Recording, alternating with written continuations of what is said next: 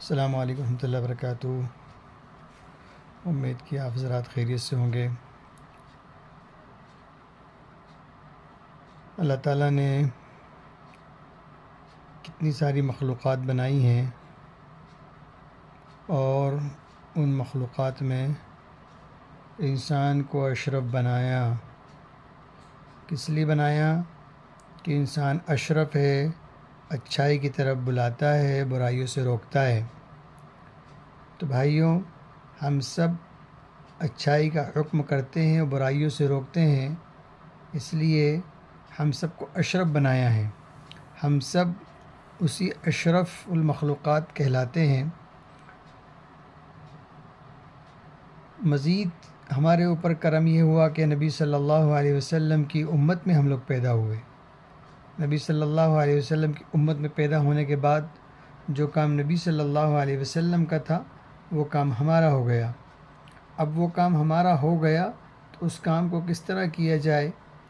جیسا کہ نبی صلی اللہ علیہ وسلم نے بتایا ہے، جو کام میرا ہے وہ پوری امت کا ہے، صحابہ کا ہے، تابعین کا ہے، تبع تابعین کا ہے، اور آنے والی امت کا ہے۔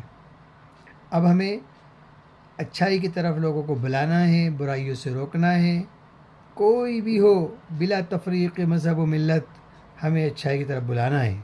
کوئی بھی بندہ ہمارے سامنے جہنم میں نہ چلا جائے، جہنم سے بچا کر اس کو جنت کا راستہ دکھانا ہے۔ اس لیے سب سے پہلے ہمیں اس کو کلمہ گو بنانا ہے، اور کلمہ ایسا کہ کلمہ اگر پڑھے تو دل پہ اثر ہو۔ ابھی تو کلمہ ہم پڑھتے ہیں، کتنے کلمے پڑھ کے ہم نے تسبیحیں توڑ ڈالی ہیں، لیکن اس کا کوئی اثر نہیں ہے اس کا، ہمارے قلب پہ اثر نہیں ہے، تو ہم کس کو کیا کہیں گے کہ تمہارے اوپر اثر ہونا چاہیے؟ ہم کلمے کی محنت کرتے ہیں، کلمے کے بول بولتے ہیں، لوگوں کو بلاتے ہیں، لیکن کلمے کی حقیقت، کلمے کی حقانیت، کلمے کی بلندی، کلمے کی جو روحانیت ہے وہ ہمارے اندر نہیں ہے۔ اس لیے ہم سب کو کلمہ سیکھنا ہے، کلمے کو قلب میں اتارنا ہے، اور قلب میں اتار کے کلمے کی مشق کرنا ہے۔ اور کلمے کی مشق کیسے کریں گے؟ ہم کلمہ کیسے سیکھیں؟ اہل اللہ کی صحبت میں، اللہ والوں کی صحبت میں اپنے آپ کو دے دیں، اور ان کی صحبت میں اپنے آپ کو ڈال دیں، اور ان کے ہاتھ پر ہاتھ دے کر کلمے کو سیکھیں، کلمے کی محنت کو سیکھیں۔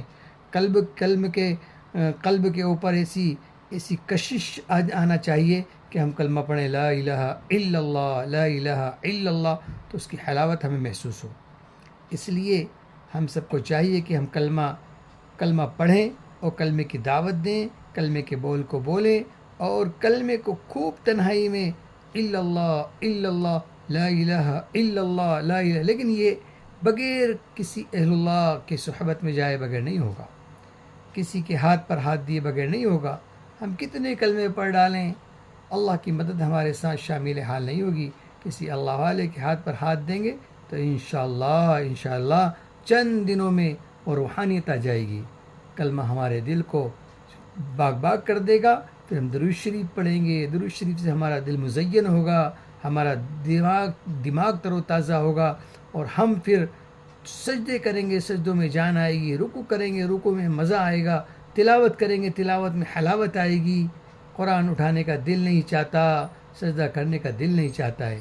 اس لیے ہم سب کو چاہیے کہ ہم سب خوب کر کے کسی کلمے کی محنت کو کریں، اور اہل اللہ کے ہاتھ پر بیعت ہوں، اور کسی اللہ والے کی صحبت میں چلے جائیں، وہاں پڑھ جائیں، اسے کہیں ہمیں اللہ کا نام سکھا دیجئے، ہمیں کلمہ سکھا دیجئے، بس پھر مزہ آئے گا۔ اللہ تعالی ہم سب کو کلمے کی محنت اور کلمے پر محنت کرنے کی توفیق عطا فرمائے۔ درود شریف کو خوب پڑھیں، درود شریف کو لوگوں تک پہنچائیں، درود شریف کے پیغام کو عام کرنے میں ہمارے معاون بنیے۔